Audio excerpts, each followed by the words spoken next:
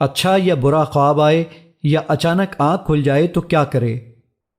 اچھا خواب اللہ تعالیٰ کی طرف سے ہوتا ہے۔ جو شخص اچھا خواب دیکھے تو اس پر اللہ تعالیٰ کی حمد و ثنا بیان کرے اور اپنے محبوب لوگوں کے سوا کسی کو نہ بتائے۔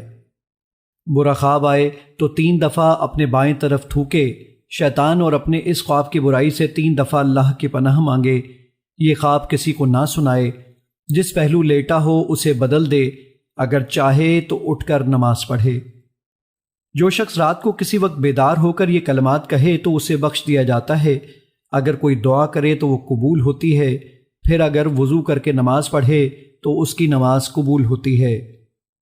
لا الہ الا اللہ وحدہ لا شریک لہ لہ الملک ولہ الحمد وہو علی کل شیء قدیر سبحان اللہ والحمد للہ ولا الہ الا اللہ واللہ اکبر ولا حول ولا قوة الا باللہ العلی العظیم ربی اغفر لی۔